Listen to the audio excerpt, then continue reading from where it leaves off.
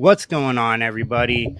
I'm your host, Timothy Riley, here on the Dynasty Recall podcast. I'm joined today with Emerson Beery. How's it going, man? How you doing? I'm fantastic. How's your day going? Doing great, man.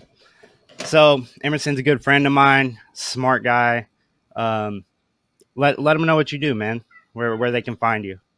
Right now, I'm working as an assistant editor on the Sports Gambling Podcast Network, and I also do some writing for 5 Yard Rush, which is a UK-based website, and I do some stuff for the Coaches Fantasy Podcast as well. My Twitter handle is down below. I started off doing Dynasty content, but now I do a little bit of everything. Dynasty handle's down below, and I also have a Reddit handle under the same thing without the little space in the middle. But thanks for bringing me on. I'm excited. I love your podcast, and I'm excited to do a little Scott Fish mock draft. Yeah, that's the plan for today. We do a Scott Fish mock draft. Where are you drafting out of for Scott Fish? I'm out of the 4 slot starting tomorrow. I'm super excited about it. I'm in the Aurora, Colorado division with some fun guys. A super flex dude from the Dynasty network, so that'll be super fun. So yeah, I'm excited to get that started tomorrow. I want to do one more mock draft to really nail it down. Yeah, man, I'm over in the LA division right now. I'm doing the live draft over there. So I live in San Diego and I'm making the drive up. So it should be a good time over at the Trophy Smack headquarters. That's awesome. We still don't have our draft order. They basically told us we're going to do bar games once you arrive to determine your draft order. So I love that. That is awesome. When's the date for that, by the way? The 16th. We're doing it next Saturday. Okay, so you still got a little more time to prep. Yeah. So we'll see how it goes. It's going to be a busy week for me. But without further ado, because these people are getting anxious, got a few good guys in here. So you were drafting out of the 4 spot. Out of the 8 spot, Machine Gun K-Mad. He's a good friend of mine. He's in the Dynasty Recall Orphans League I created, as well as Chris Beck 5.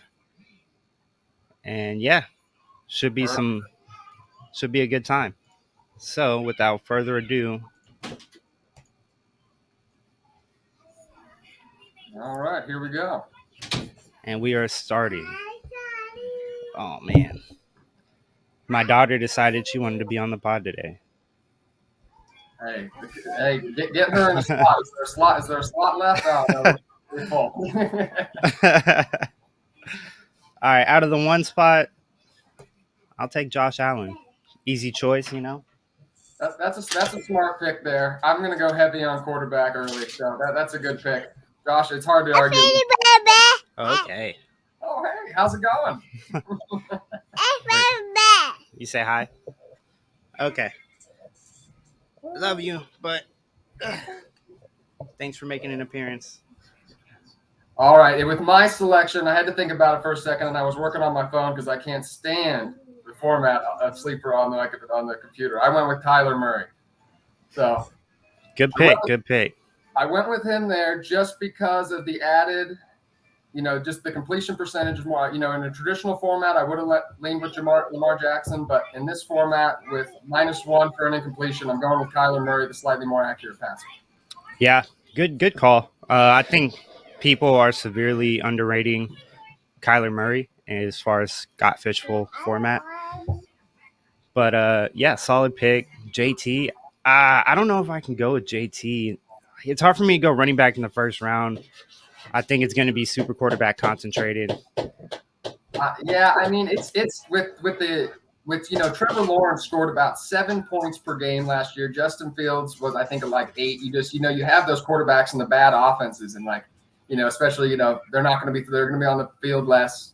Trevor Lawrence, they're not especially accurate at this stage in their careers yet. I think if you end up with one of those guys, you're in serious trouble this year. So I'll be trying to get 2 quarterbacks early, and then maybe even a 3rd quarterback midway through the draft, just to make sure I have that position sealed up. But we'll see how the draft board falls. It kind of every Scott Fishbowl mock draft I see is a bit different, and I'm sure that all the mocks I've done, I'm sure it'll be chaos tomorrow and are completely different. So we'll see what happens. Oh yeah. Have you paid attention to any of the drafts that have already taken place? Yeah, like I said, it's interesting. Sometimes you see, I swear, 18 of the first 24 picks are quarterbacks, and then other drafts, it's a little bit more traditional super flex where you see more like 8 or 9. So yeah, like I said, each draft that you're in could be very different. So me personally, I'll be trying to get my quarterbacks early, and then maybe even a tight end compared to how they fall, because the elite tight ends in this format too. I mean, Travis Kelce was about double the scoring of the tight end 10 or 9 or 10 or so. He's about double their score last year. Mark Andrews even more than that. He had about 50 more points than Travis Kelce. So I'll be depending on how the board falls, I'll be trying to maybe get an elite tight end as well. But the quarterbacks are starting to come off the board. You have Matthew Stafford here, Russell Wilson, Tom Brady. So we'll see. Oh, and now I am up again. I'm guessing Derek Carr. This is tough. Oh, this is a tough one. Just how this board is falling. I am going to bet that there's going to be a quarterback on the turn, and I'm going to take an elite tight end here in Mark Andrews and seal up that position for the draft as well. So I'm going to take a little bit of it and hope I can get something on the turn. There goes Trey Lance. That was my second choice. Yeah, I love Trey Lance. That rushing upside is definitely there. And it's hard to pass up just because his ceiling is so much higher than most other people's in his range. Yeah, you worry about this format, the incompletions. Like I said, if he's not an accurate passer, that's what you worry about. Yeah, I got to go Derek Carr here just because, they surround him with a lot of weapons. The line is still solid. They should be a really good team. They should get in a couple shootouts this year, at least within their own division. So, yeah, absolutely. That's a good pick. And like I said, the rushing quarterbacks, Lamar Jackson and Jalen Hurts were both top 7 in traditional formats and scoring points per game. And then in the Scott Fish, they were, if my memory serves me correctly, about like 11 and 12. So it's a big difference in the Scott Fish Bowl formats with the incompletion. So you definitely want to factor that in. And Derek Carr should, I think, be pretty accurate this year, especially with Devontae Adams and the force feed hitting the ball. Right. Stefan Diggs. I think Stefan Diggs in the 3rd round is a steal. I think at the 3-2, absolutely. I'm taking Diggs over Chase this year. I'm taking Diggs over, well, maybe not the running backs. I'm cool with the running backs. Wide receiver this year, it's still, in most drafts, even in 3 wide receiver, it's still the position I feel most comfortable punting, especially, you have to, the way the Scott Fish Bowl is kind of lined up this year, you have to kind of fade one position. And if I'm going to fade one position, I'm going to bet I can get some deep wide receivers later on. Yeah. It's just the most easily replaceable production. I'm more prone to punting tight end for the Scott Fish Bowl. I think it was. You were totally right too. This is mistakes people should be learning from. I hate all the quarterbacks left, and now I'm in the position where I probably don't even want to take a quarterback here. We're still with Justin Fields and Trevor Lawrence. I think Tua is a solid choice left. Tua just taken before. Tua just got taken before me. Oh man, my computer is lagging. Ooh. Here we go. Oh yeah, here we go. Oh, this is tough. Oh, all right. I think with my selection, I am going to go. With the Scott Fish, it's also you want to go with a unique format or unique starting lineup. That's where you're going to have the best chance. I'm going to go bully tight end here. Hey, I like it. So I'm really just going to seal it up, and hopefully I'm not even going to take a tight end the rest of the draft. So we'll see how this format works out for me. Especially in these mocks, it's always nice to try something interesting and see how you like it too. So I'm going to start. How has the 3rd round reversal changed? Are you used to a 3rd round reversal for your dynasty leagues, or is that?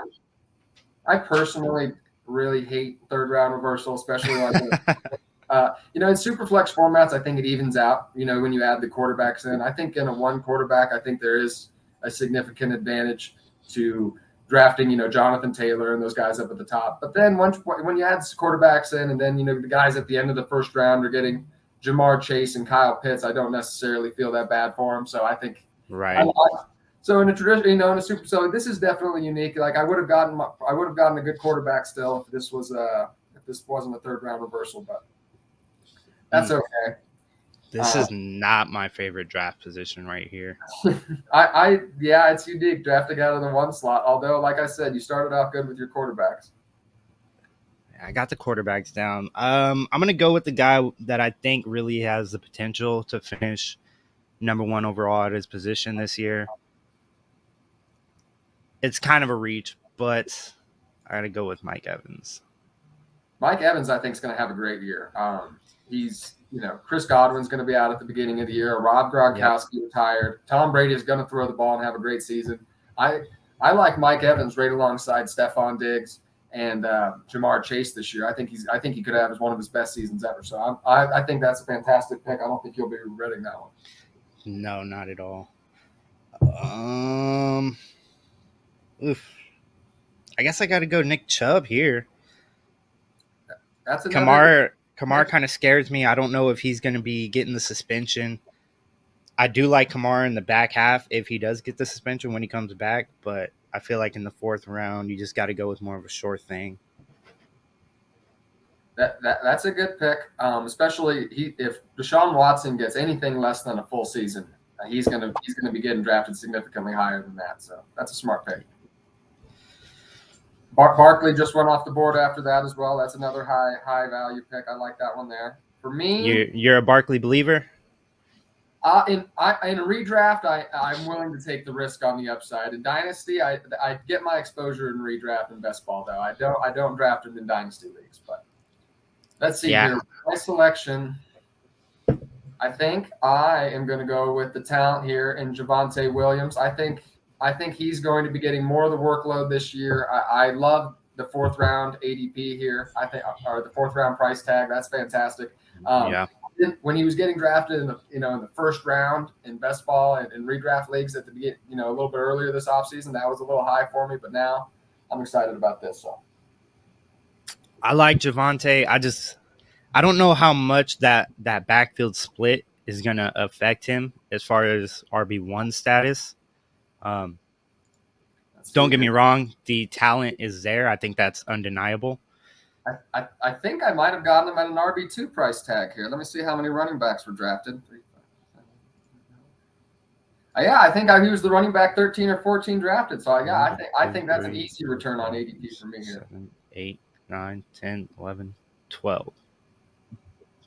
Okay, I got. Yeah, that's about where I can predict his finish.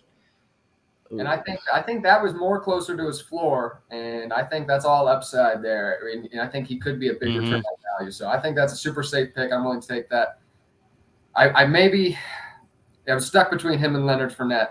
Leonard Fournette is going to be really good too. I've drafted a lot of Leonard Fournette this offseason though, so I decided to go Javonte here. In my draft tomorrow, I still might go Leonard Fournette. I don't think you can go wrong with either of those selections. I have so much exposure to Leonard Fournette in dynasty leagues right now. I've got him in at least 7 or 8 leagues just because I bought him last year while Rojo was still the primary handler over there. And now for his production versus what people will pay for him, he's just one of those people that you kind of got to let, retire on your roster. That's smart. Did you see that picture though? Did you see that offseason picture? Chubby Leonard Fournette? I'm okay with it. I'm not worried about that whatsoever. No, I'll take the different value. I think we get him back. I think they get him back in shape before the season starts. So definitely, that's funny. I mean, unless someone's willing to sell for a first round pick, or someone's willing to buy for a first round pick, which is not probably going to happen in a dynasty league. I'm definitely holding Leonard Fournette. Although I don't have. Across my 25 dynasty leagues, I don't have any shares of Leonard Fournette. I usually avoid running backs in that age range, so I don't. And I usually get all my exposure to those guys in redraft leagues. Right. Yeah. No, I pursued them in every league that I was contending in, just to make that push. I think I actually won the championship in about 2 of them, but now I'm just stuck with them. So. We actually got Alvin Kamara going at the 5-1 and Travis Etienne going at the 5-2.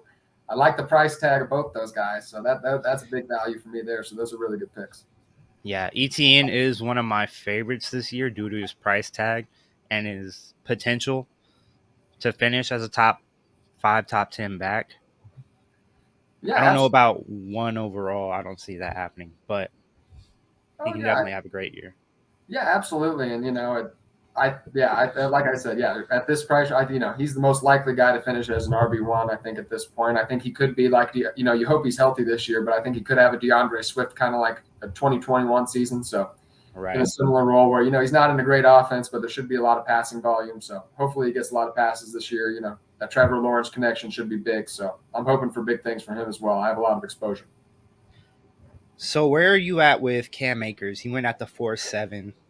I'm not that high on Cam Akers. I feel like there's no way he should be going ahead of ETN. But the only place I've been drafting Cam Akers is in my, like in this format, I kind of would avoid him. I've been drafting him in best ball leagues because I love the Rams. I love that playoff schedule. They're playing Green Bay, LA, and one other great, maybe Denver. I just been building best ball teams just on those 4 teams just because of that playoff schedule. And that's where I've been drafting some Cam Akers. I'm pretty worried, but it's such a high risk, high reward situation there. Yeah, it's such going to be a great offense, and if he's the lead back getting significant workload, it's hard to see him failing. But we'll see what happens. But he could, if he struggles to come back from injury, it could be Darrell Henderson. We'll see. Oh man, there's still some great value left on the board. I'm really interested to see what direction this takes us. I think Cam Akers is going to end up as the primary carrier in a running back by committee. I'm thinking more of Cam getting 65% of the touches, and then you got Darrell Henderson and Kyron Williams as well. So it'll be interesting to see how it shakes out. This is another tough call here.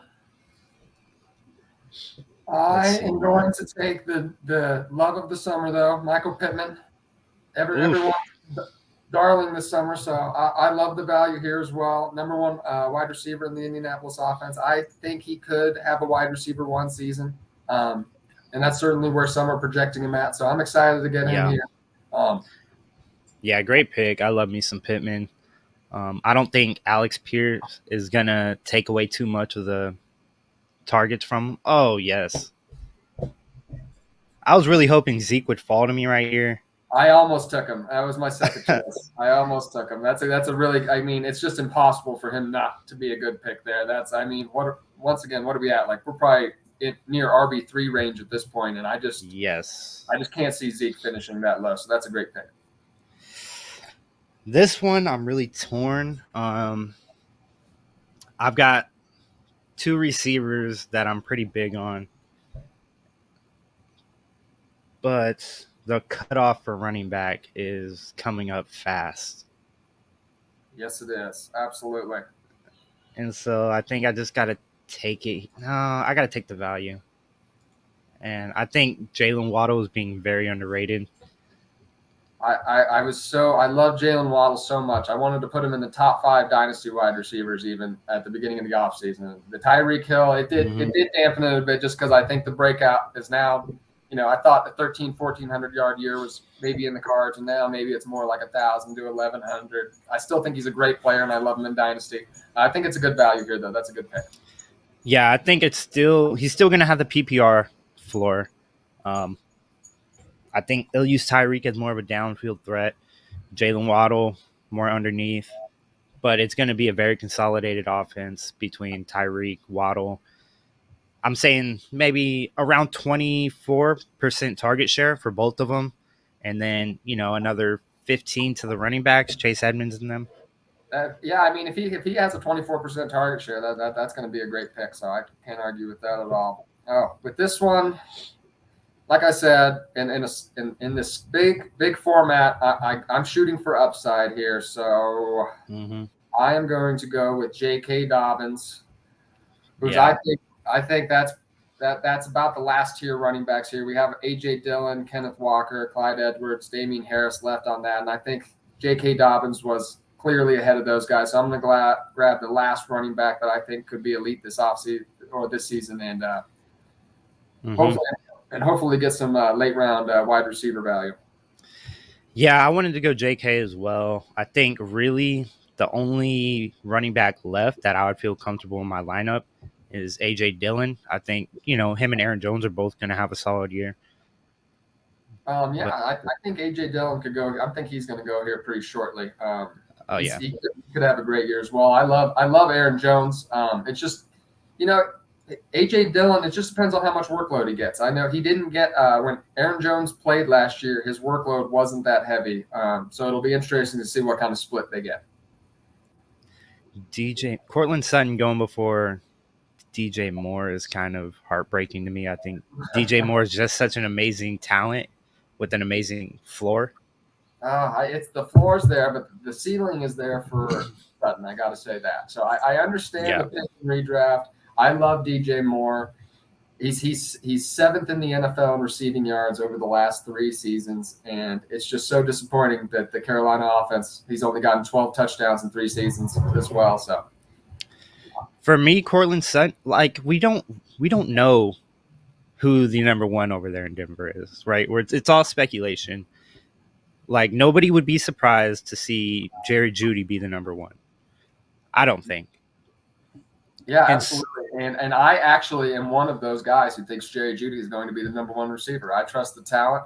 I love Jerry Jeudy coming out of college. I think this narrative now that people like that Jerry Jeudy wasn't this great, wasn't that talented. He did have 900-something yards in his rookie season, and he did have an elite profile coming out of college.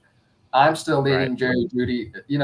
Cortland Sutton could have a great year. I'm especially leaning Jerry Jeudy in dynasty leagues. In redraft, it's more of a toss-up for me. I've been drafting a little bit of both, but I prefer Jerry Jeudy myself. Yeah, I'm kind of passing on both of them until the 7th round. So the 6th is just a little too early for me. I would rather take something more concrete. And, I like Mike Williams, DJ Moore, Hollywood Brown. Well, Tyler Lockett and DK Metcalf were both very viable for so it could end up where if Russell Wilson, especially, is potentially passing more than he ever has. He's always been a fairly low volume passer and kind of was just very efficient and threw for touchdown passes. So, I mean, if he's able to sling it in Denver, they both could return value on their ADP. So it's just it's one of those other risky situations. High risk, high reward. So I like him more here, in the 4th round in best ball drafts. I've been like, okay, I don't know if I can do Cortland Sutton and Jerry Jeudy there, but in the 6th and 7th round, that's okay. Yeah, I'm with you. Man, I'll tell you, I'm really regretting not going quarterback in round. It's hard to feel confident about your team with. I'll tell you, if I took away one thing, I get your quarterbacks in round because I could end up with a quarterback here that's scoring, 10 points a game at this point. So it's tough. There's certainly some high upside guys left. You have Mac Jones, Zach Wilson, Jameis Winston, guys that could have a good year, but not anybody I'm confident in at this point. Deshaun Watson, he's certainly not going to be there week 1. So. Yeah, I'm liking Mac Jones as far as what QBs are available. And he just went. I know you're slightly it's catching you up, but he just went in the most recent pick as well. What to do? Okay. It's tough. It's tough to draft Zach Wilson and Jameis Winston here, knowing you have guys like Chris Godwin, Jerry Jeudy on the board. Yeah. Okay. Dallas Goedert at tight end. I could go Super Bully at tight end, although I think that would lead me too shallow at the other positions. I don't think I can do that. Yeah. Have you had a specific strategy that you've wanted to go with for the Scott Fish Bowl?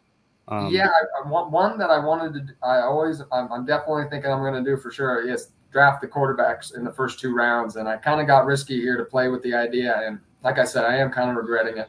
I'm going to end up with a poor quarterback too, and I think in this format, you're definitely going to want to lock up some good quarterbacks. So if I could change one thing, I would draft. Who did I have available? I probably would have taken Derek Carr, Trey Lance instead of Mark Andrews if I could do one other thing differently. Yeah, I wanted to not punt. quarterback, but oh, you're on the clock right here. Okay, I'll let you make your pick before I go. I know. I'm thinking this is a tough choice here. Chris Godwin, the new reports of him. The new reports of him maybe not coming back till November and December scare me. I am going to regretfully take Zach Wilson here. Oh, that cannot feel good. No, I don't. I'm just taking the offense could, the talent is there for the offense to be good. I'm hoping he takes a big step. I could have taken Jameis Winston there. That was a tough choice.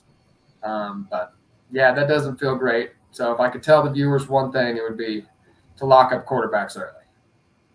Yeah, I've yet to do a single mock where, I didn't go quarterback heavy in the beginning, at least in the first 3 rounds.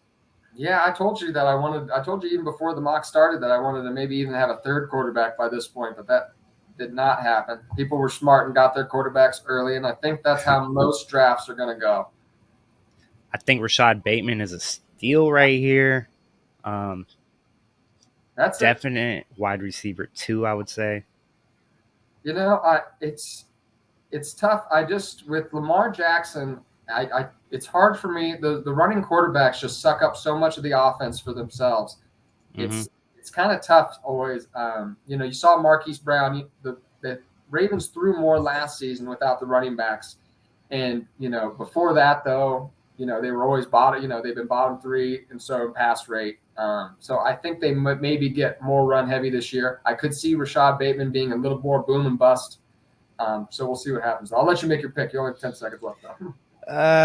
Yeah, I'm struggling. I guess I got to go Godwin, man. That's tough. I would have gone Godwin except for the more recent news, but I still think it's hard for me to picture him you see all these miraculous comebacks now. I don't think it's set in stone that he's going to be out, until November. So I think I could easily see him returning in October, but we'll see what happens. I'm certainly not a doctor. All I know is when he does come back, he's solidified number 2 in that offense. And, we all know what Tampa Bay and Tom Brady is capable of as far as putting up these wide receiver numbers. I am going to go Super Bully at tight end here. I went with Zach Ertz. At this value, it was impossible for me not to take him. I think he's going to be big here. I'm gonna suck everybody else off from the tight ends and tight ends in my starting lineup. We'll see. Like I said, this is an interesting format. I'd like to play with it in mocks. You kind of, like I said, you got to go if you want to win these big tournaments. You got to play with an interesting lineup. And this is right now. You have to go. You have to do something different, and it's really one thing I've taken away from talking to other people that have been in Scott Fish is just don't be afraid to be unique. It's usually not a normal lineup you see winning or being in the top, back 20. And I see that you are comfortable punting the wide receiver like we talked about earlier. Yeah, wide receiver is such a deep position. Even though I'm starting 3, I think I can lock down a good 3. There's some guys I really like later on in the draft that I'm probably going to target here shortly. So like I said, that's the position I certainly feel comfortable punting a bit. Yeah, I think when it comes to the actual Scott Fish, I'll be much more inclined to running back heavy. Seeing these productive guys in the 7th, 8th, probably 9th round. I think you'll see some rookies. You'll see some Adam Thielen shortly. People that are still productive. Yeah, and yeah, like I said, there's some great value still in the draft. There we go. Adam Thielen. Oh yeah, there he goes. Yeah, Adam Thielen. It's good. I think the offense in the bite for the Minnesota this year could be great. And Adam Thielen, I know he's just been a kind of a touchdown guy the last season or two, but he could, score another 10 or 11 touchdowns this season. It's completely within his range of outcomes. And yeah, that's another guy, especially considering how great the offense is. I mean, I really think that, he was drafted at his floor here at the 8-9. I think that's a great pick. So I've definitely gotten him in a lot of underdog drafts. So it's smart. Oh, Gabriel Davis just went as well. So that's another good one. I wish He could have waited. Speaking of Gabe Davis, Nick Faber, have you looked at his team yet? It's completely wide receiver heavy, complete opposite of what we were talking about. Yeah, I just I just don't think that that's a viable. I just don't think that that's a viable line. He has out of his first 9 picks or 8 picks, he has 2, 4, 5 wide receivers. Yeah, I just think in this format you can't just be stacking one position. I think he's going to probably struggle a little bit, but we'll see what happens. I don't, he's sacrificing a lot of value at tight end. Especially Mark Andrews was scored. I think what was it 400 points or something last year in this format. 300? I believe. I lost track, but it was so much higher than the guys that are being drafted right now. Almost 3 times higher. So in this format, Mark Andrews had 300 PPR points. Okay, it was 300. I was crazy with 400. There was one. I'm in one super format where he had 400. But yeah, it's about like I said, it's about 3 times higher. 2.5 times higher than the guys being drafted at this point. So, right. I think that's I think that's a tough position to completely punt for me. So we'll see what happens, though. It's another unique lineup like we were talking about, though. So we'll see what happens. I think you really got to get if you're gonna punt tight end, you got to get really lucky and pick up, a tight end 7, 8 later rounds. Just a surprise guy. Otherwise, there is that positional disadvantage, and when you're going up against Travis Kelce, it definitely shows. Travis Kelce, Mark Andrews, Kyle Pitts, the main guys. Yeah, Travis Kelce is just. I'm a Chiefs fan, and I just don't see how he's not going to be targeted 10 times a game. It's going to be there's going to Mahomes is definitely going to lean on him. So, they brought in Rojo, so they're probably going to run the ball a lot more. I doubt it, but see, I'm not a Clyde guy, so I think Ronald Jones could certainly take over the backfield. For my pick here. I think I'm going to go with. I'm just going to nail down my quarterbacks because I said it's important, and I didn't draft a good second quarterback. I'm going to go with Jameis Winston in the 9th round. So that'll be Zach Wilson, Jameis Winston, and Kyler Murray as my quarterbacks. I think I can get a good production out of 2 of those guys. So I want to feel a little bit better. I didn't think I was going to be able to get Jameis, a guy like Jameis Winston is my 3rd quarterback, so I feel a little bit better about my strategy now. Nice. I'm going to go with my favorite sleeper tight end. I haven't seen him go later than the 10th, so just going to go ahead and lock up Cole Kmet. Yep, that's a good pick there. Absolutely. And then I'm going to follow that up and bolster this running back room. I'm going to go with Chase Edmonds. I think they're going to utilize him heavily, in drop-off situations and just getting the ball out of Tua's hands fast. If he's the guy, absolutely. That's a great pick. Man, are you more on the Mostert train? It's a I don't know who to take. That's more the thing. Mm-hmm. It's like it could be even Sony Michel. It's tough. Right. With this pick here, I need to start turning the wide receiver a little bit. It's tough. All right. You know what? I am going to go wide receiver here. I just can't punt it any longer. I'm going to go with Brandon Ayuk. I had a guy I was going to take as a sleeper, but I'm going to bet I can get him on the next turn. I'm going to go with Brandon Ayuk in the upside. Could end up having a great year. Certainly risky with Trey Lance, but in the 10th round, I think that's good value. Yeah, there's still a couple of receivers left on the board. Brandon Ayuk, I think, is definitely in a better situation than the rest of them left. I'm only telling you this because you're not drafting ahead of me, but I really thought about taking Lazard with this pick. Lazard. But I'm betting I can get him here on the next turn. We'll see. But I just think he's the most likely candidate to lead Green Bay in targets, and he's going to finish way higher than his current ADP. There's just no way Aaron Rodgers, number 1 wide receiver, is going to finish as a wide receiver 4. It's just not possible.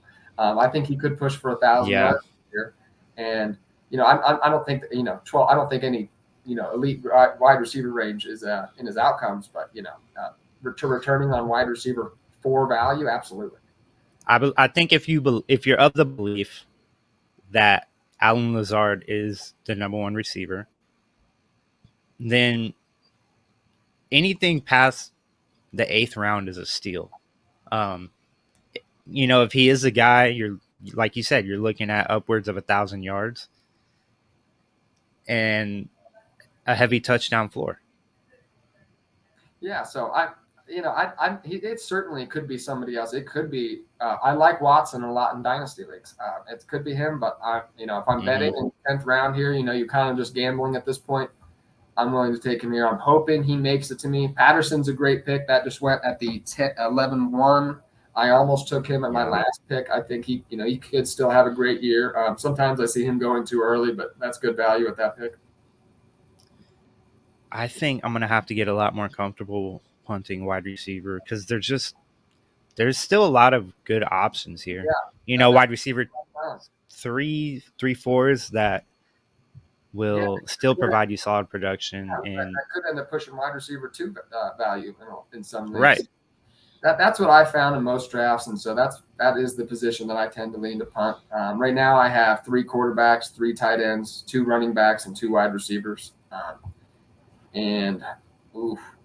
Still love the wide receivers left, especially it's definitely deeper than any other position. Kenny Pickett just went, so we're drafting potential backup quarterback now. So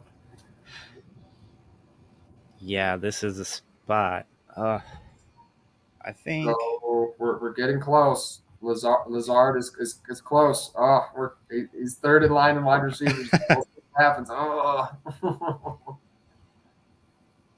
Tyler Lockett would be a good pick here too, especially if I guess I have a hard time picturing where is Jimmy going to go. I have a hard time picturing him just not on San Francisco or not on a team. So it's just in Seattle just makes so much sense. I've said Cleveland maybe potentially too if Watson gets ahead. Yeah, but it's hard. It's hard for me to picture Jimmy in Seattle just because it's an obvious tank job over there. There's absolutely no reason to take on that contract.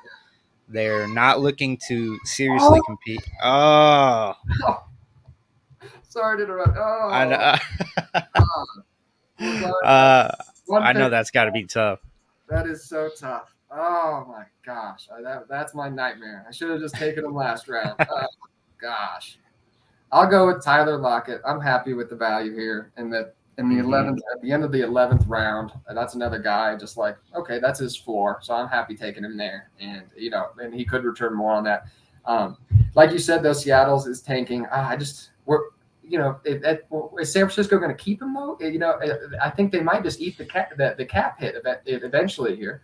I think they'll have to because I don't know what they're expecting to get in return. It would have to be similar to the Baker Mayfield trade, where you get a later pick and split the money.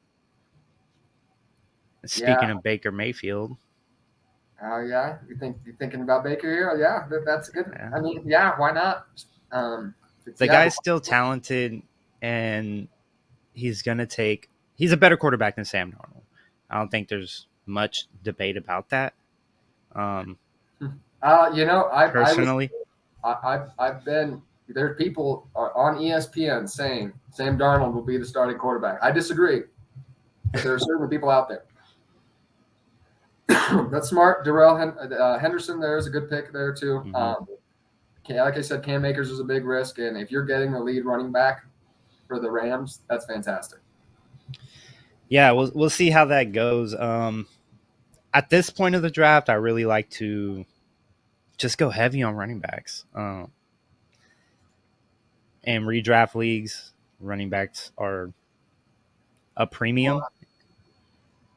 And I am going to take your handcuff. I'm going to go with Rachaad White with my pick. If Fournette goes down with an injury, I got a lead running back and a great offense. So, not that you want to project injuries, but running back position is very volatile. Not that Fournette's injury prone, but certainly could miss some time. I guess last year was a healthier year, but I know he certainly missed some time in the past. And I picked up a lot of White in dynasty leagues, so this is I think maybe one of my first drafts where I got him in a redraft league. Though.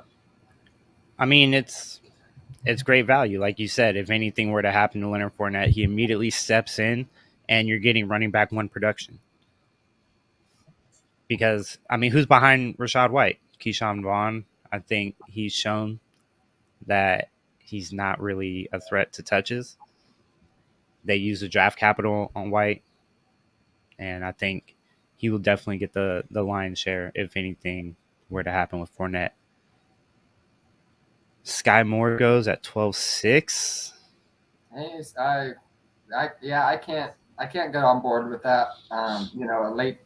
I know he's certainly more talented than Scantling, but with Scantling still on the board and being paid the most in that wide receiving room, I would certainly have gone with him here. But Sky Moore certainly has upside, and I could certainly, he's probably going to have a better later second half of the year than the first half, so could end up being value at the end of the season, though. Yeah, if I know there's some Sky Moore truthers out there that swear by this guy's talent. I didn't do a whole lot of scouting on him, and I don't really have many shares of him, but he seems to be in a great position, if he is that talented, to be way productive than his ADP. I don't know how you feel about Juju. I think it's going to be a very spread out offense. Yeah, I do too. I agree. I think it's just going to be like how it was before as far as target share. But I don't think you're going to see the Tyreek Hill lion share go to anybody. It's just going to be super spread out any given week. I think Travis Kelce will get a good share. But yeah. Absolutely. Yeah, I was just referencing the wide receivers. But yeah, Travis Kelce is definitely going to get that 25% target share. And then I just don't. I'm actually hoping MVS makes it to me here with my next pick because I'll have to take him there. So I'm hoping I don't get sniped again right before my pick. It certainly could happen. I'm about 6 picks away, and he's number 4 on wide receivers right now. So could certainly happen. James Robinson, Hines left on running back, Mariota, Trubisky, Locke, Jimmy left at quarterback, Fant, Higbee at tight end. So we're getting later for sure. Yeah, I think. Yeah, I think at this point of the draft, there's really nothing I like that's out there as far as wide receivers, tight ends. I just feel way more comfortable hammering running backs until the end of the draft, really. Yeah, there's wide receivers I like here actually. There's a lot of guys. MBS, like I said, Landry could end up being a good return on value here. Galladay could be the number 1 wide receiver. Tim Patrick, if Jerry, I love Galladay. At this point, and then Tim Patrick, he could be a good value, especially if Jerry sudden get injured or aren't as good as we think they are. So yeah, there's certainly some guys. Jamison Crowder. Yeah. But the guys like Tyler Boyd, Tim Patrick, Chase Claypool are people that I love to draft in this range, just because if any wide receivers go down, they immediately step into, a high volume situation. I just was able to take Scantling as my wide receiver 4 in the 12th round. 13th round, actually. So I'm pretty happy about that. That's great value. I think he could end up leading the Chiefs in receiving yards. And if that, once again, kind of like Lazard, if he ends up doing that, it's going to end up being a great return on value. Yeah, I had to go kicker. Do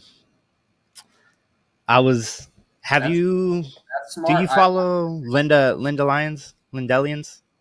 I'm not. I can't. I probably do. I just can't recall her off the top of my head. She is a She is super big on kickers, and in MFL, I believe you can flex kickers. Oh yeah, no. So yeah, it's 4. You can start up to 4 kickers, and I agree. I was going to go kicker myself. Actually, that's really smart. I'm going to take Evan McPherson here because I think the Bengals are going to be a great offense. But yes, the kickers actually score about as much as the wide receivers. When you can flex up to 4 kickers, and they're scoring as much as kind of the. I think they score about as much as the high-end wide receiver 3s, a lot of them, low-end wide receiver 2. So I think, you got to start gobbling up these kickers here. I think that's really smart, and I think that's another great way to get advantage in the Scott Fish Bowl draft because no one's going to want to draft kickers unless you're in a pretty smart draft. So we'll see what happens, but I like the kicker pick.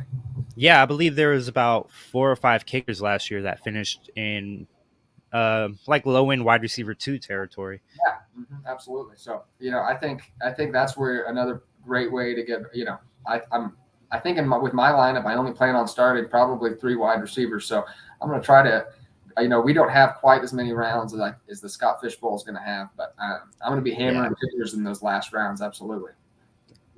I'm going to be hammered while I'm drafting. So, yeah, that'll be an added difference. Well, hey, you're having a Modelo now. That's good practice. I think you might want to do another mock with some tequila shots, though. Oh man, to really get a good practice for next weekend. I'm honestly scared to see how long the draft is going to take with alcohol involved. Is there going to be a timer on the live draft? I have no idea how this is going to turn out. And I'm jealous. I hope it comes to Denver next year. I messed with. I was every time Scott Fish was posting like a location, I was like, "Come to Denver." So we'll see. Denver. He said he was going to do a lot more cities next year, so hopefully that's the case. Yeah, I mean, Scott Fish obviously does a lot of great things within the fantasy community with charity. And for the Scott Fish Bowl to be as big as it is and continually growing, I think there's somewhere around 20,000 applicants for the Scott Fish Bowl. Oh yeah, that doesn't surprise me at all. And just like I don't know how many people are playing, but it's a ton. I mean, it has to be. Yeah. Thousands of people for sure. So it's a great event, and it's fun. This is. I've just gotten into all this, and I've gotten into content creation last year, so this is my first time being in the Scott Fish Bowl, so I'm super excited about that. So yeah, I seem like I have a great division. The Superflex dude on the Superflex show, one of my favorite podcasts. He's in our division. We have some other content creators, so that'll be a lot of fun. Ooh. Yeah, man, it's also my first year. I do like Jalen Tolbert this late, but. I went with Tyler Bass here, another guy who could finish as the kicker one, a guy who could end up scoring as much as kind of, that wide receiver 2 range, that low end wide receiver 2 range we were talking about. So I ended up getting 2 top 5 kickers in my opinion in McPherson. I can't believe I had to do kicker research for the Scott Fish Bowl. I was like, oh my goodness. But yes, I think 2 guys couldn't end up being, I'm shooting for guys in great offenses when I'm shooting for kickers. So Cincinnati kicker, Buffalo kicker. That's kind of, I see the team instead of the name really. So I'm happy to take those guys. And I will finish it off with Matt Prater, kicker for Arizona Cardinals. Exactly. Another great offense. Smart pick. So that's it for the Scott Fish Bowl mock. Had a great time with you. Yeah, absolutely. This was a fun podcast. Absolutely. Yeah. And just very smooth. That was about as smooth of a mock draft I've been on a podcast. So that was great. Yeah, I enjoy picking your mind. I enjoy bantering with you over on Twitter. Don't always agree, but it's a fun time. Hey, absolutely. I mean, everyone's gonna have their own opinion, so it's fun. It'll be fun to kind of see who's right and who's wrong as the season progresses here. I like your team a lot. Very balanced. I think it's risky to go with Cole Kmet as your one tight end. Although you probably could have gotten you were going to draft another one, I'm sure, if there was a couple more rounds in the draft. But. Oh yeah, the tight ends that are left at this point are, oh man, I can't even go to it and see.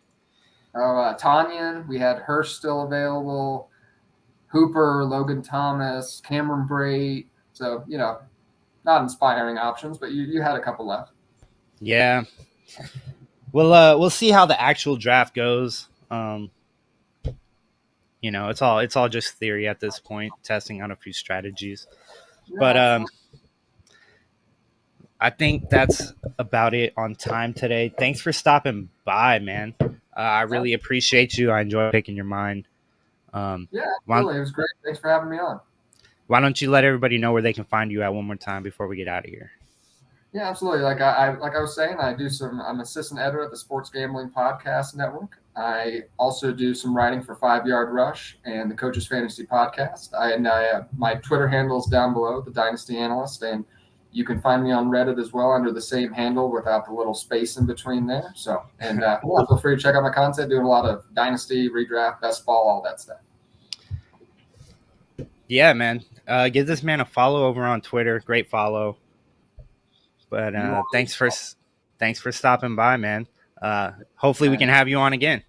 Yeah, absolutely. Anytime, my man. We'll see you soon. Okay. All right. Thanks for stopping by the Dynasty Recall, guys. Thanks for listening.